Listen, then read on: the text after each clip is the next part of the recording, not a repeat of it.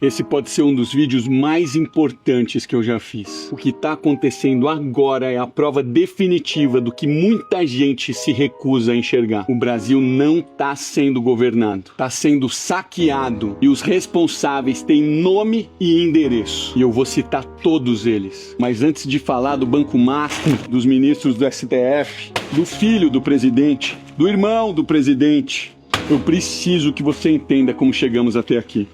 Porque esse escândalo não nasceu do nada.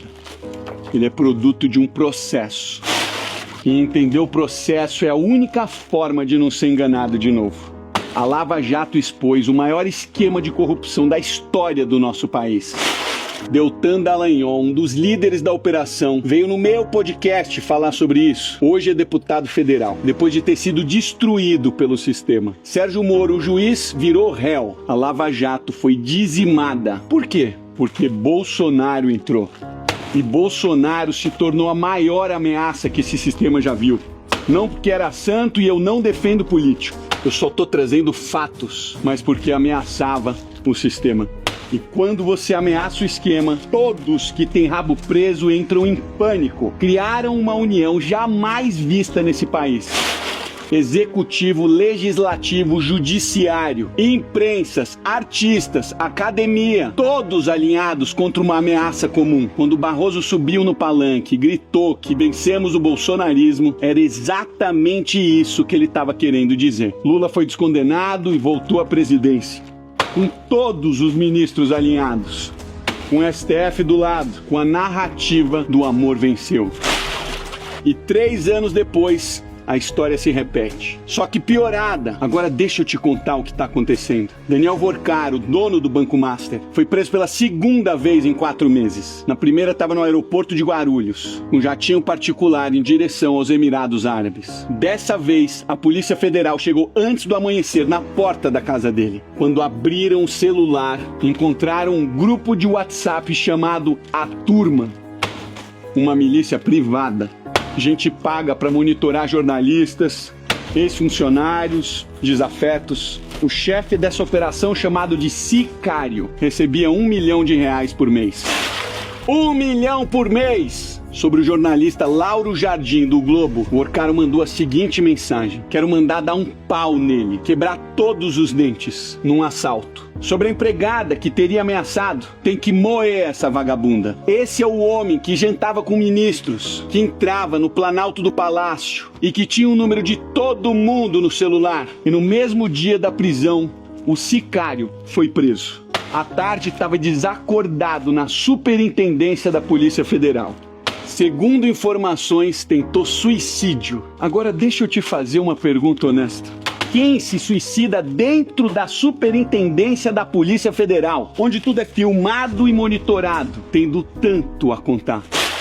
Alguém que conhece nomes, alguém que se abrisse a boca, levaria muita gente junto. Agora vem o que a mídia mainstream não tá colocando junto do jeito que precisa colocar. No celular de Vorcaro, a Polícia Federal encontrou 47 contatos ligados ao STF. O presidente do Banco Central, os presidentes da Câmara e do Senado, ministros do governo, senadores, deputados. E as mensagens mostram muito mais do que contatos. Mostram encontros, favores, combinações. Dias Toffoli e Vorcaro se encontraram ao menos 10 vezes, segundo o relatório da PF.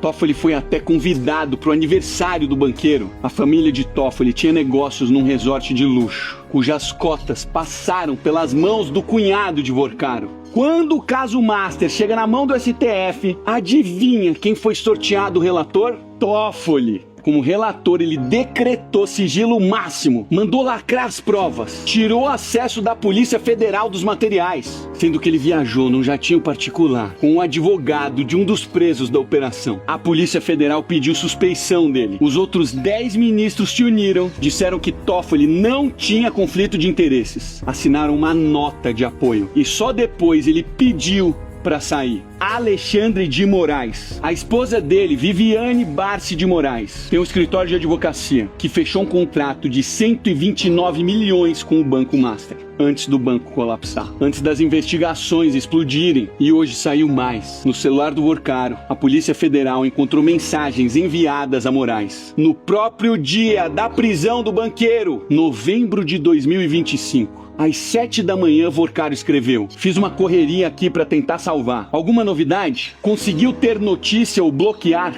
Moraes responde na hora, mas as 3 respostas eram de visualização única. O tipo de mensagem que se apaga depois de lida. Não existe rastro. Flávio Dino, o mesmo que subiu no trio elétrico no carnaval fazendo L. O primeiro ministro comunista do STF, comemorado publicamente pelo presidente quando o ministro entra na corte. Esse mesmo ministro suspendeu a quebra de sigilo da amiga do Lulinha na CPMI do INSS, no mesmo dia em que foi aprovada. E aí ele diz com cara séria que ministro não tem lado político. Irmão do Lula, Frei Chico, vice-presidente do Sindinap, um dos sindicatos que mais desviou dinheiro do INSS. O esquema roubou mais de 6 bilhões de aposentados e pensionistas. 64% desse valor foi durante esse governo. O filho do Lula, Lulinha, aparece nas investigações do INSS com viagens pagas pelo operador do esquema, com 25 milhões de reais em movimentações suspeitas e uma mesada de 300 mil reais por mês, vindo de quem roubava aposentado. E não é a primeira vez, eu trabalhei na Oi. Eu vi com meus próprios olhos milhões saindo na direção da Game Corp, a empresa do Lulinha. O procurador da Lava Jato foi direto. O maior ativo que a Oi buscava era o sobrenome do sócio. O caso foi arquivado pelo STF. Ex-ministro da Justiça Ricardo Lewandowski, que saiu do cargo há pouco tempo, tinha escritório da família recebendo 5 milhões de reais do Banco Master. O líder do governo no Senado, Jacques Wagner,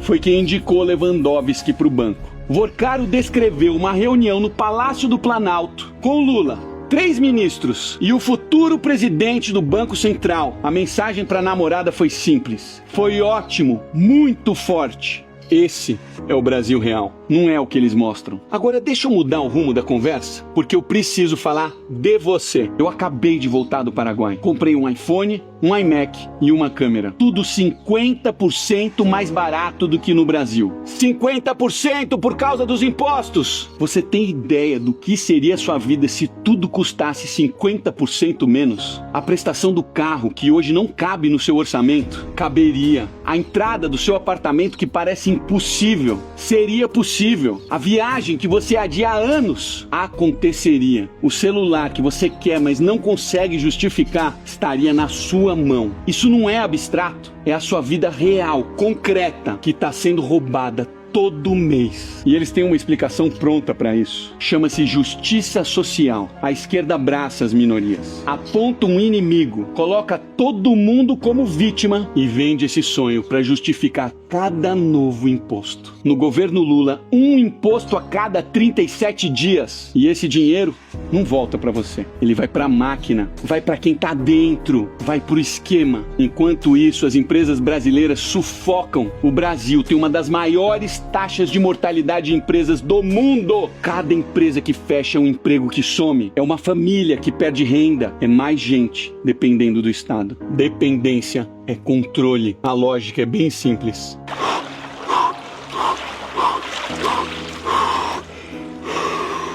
Quanto maior o Estado, maior o poder nas mãos de quem está no poder. E quanto mais você vota neles, mais você financia a sua própria prisão. O único jeito de sair disso é a população se unir e lutar contra isso. Tirar o poder de quem está no Estado, diminuir os impostos, diminuir a máquina pública, devolver o dinheiro e o poder para quem trabalha. Quando você vota na esquerda, você está votando por mais impostos, por mais controle e por conivência de tudo que eu tô falando aqui nesse vídeo. Eles controlam o executivo, o judiciário e o legislativo, jogam provas no lixo, eliminam investigações. E quando alguém sabe demais e está prestes a falar, você sabe muito bem o que acontece.